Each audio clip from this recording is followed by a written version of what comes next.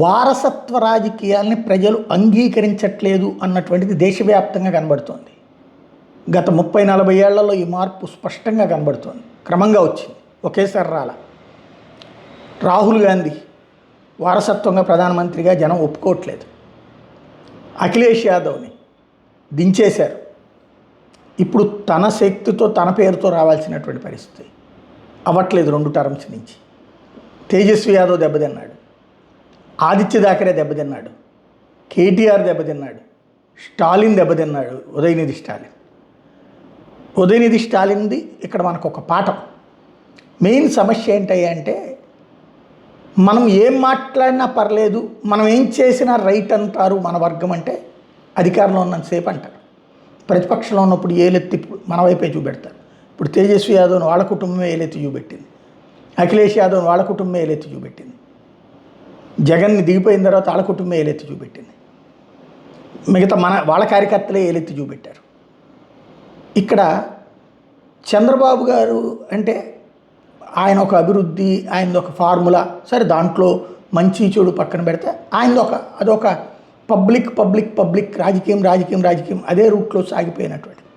అధికారంలోకి వచ్చినప్పుడు హింసని ప్రోత్సహించాల, హింసని అణచివేసినప్పుడు. బెజవాడ రౌడీయిజంతో పాటు కోస్తాని శాసించిన రౌడీయిజాన్ని పోలీసుల చేత కంట్రోల్ చేయించినవాడు, ఫ్యాక్షనిజాన్ని పోలీసుల చేత కంట్రోల్ చేయించినవాడు. అది ఆయనకు ఉన్నటువంటి రెప్యుటేషన్. ఇప్పుడు ఆయన కూడా హింసని ప్రోత్సహిస్తున్నారన్నటువంటి ఫీలింగ్ జనంలో పెరుగుతోంది. ఎందుకని? మర్డర్లు చేయడాన్ని, దాడులు చేయడాన్ని, ఆస్తులు లాక్కోవడాన్ని, హింసించడాన్ని ఆపకపోతే, పోలీసులు నిద్రపోతుంటే రాజకీయ పరంగా వైసీపీ వాళ్ళని ఏమైనా చేయొచ్చు, లేకపోతే మనవాడు ఏం తప్పు చేసినా తప్పు లేదు అని అప్పుడప్పుడు ఏదో ఒకదానికి మొట్టికాయలాగా ఒక మాట అనేసి ఊరుకుంటే జనంలో విపరీతమైన వెక్సేషన్ వస్తుంది. అవినీతిని నియంత్రించినటువంటి మగాడు చంద్రబాబు నాయుడు. ఆ రోజున ఈ సేవ మీ సేవ వ్యవస్థలు వచ్చిన తర్వాత మొదట్లో అవినీతిని మ్యాక్సిమం కంట్రోల్ చేయగలిగాడు. అలాగే రూపాయి తీసుకున్నాడని తెలిస్తే వెంటనే యాక్షన్ ఉండేది, డిసిప్లినరీ యాక్షన్. కాంగ్రెస్ టైంలో కంట్రోల్ ఉండేది కాదు, అట్టా కంట్రోల్ చేసినవాడు.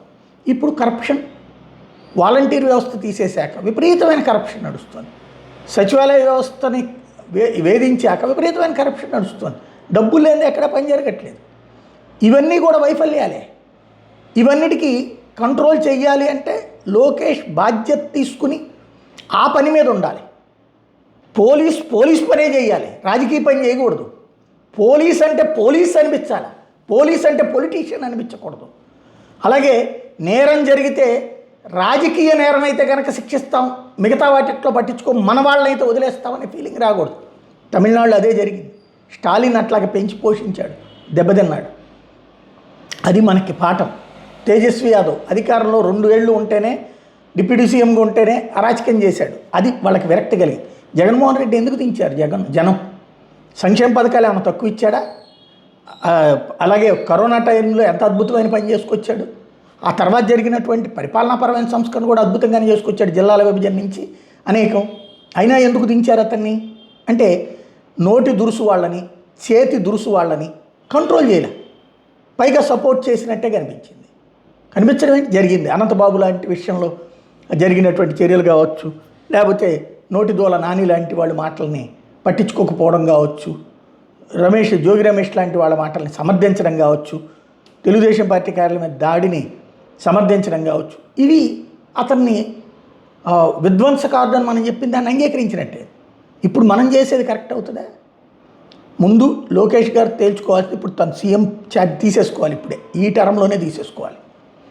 మళ్ళీ తర్వాత అన్నప్పుడు సమస్య అవుతుంది. దేశవ్యాప్త పరిణామాల్లో అది స్పష్టంగా కనబడుతుంది.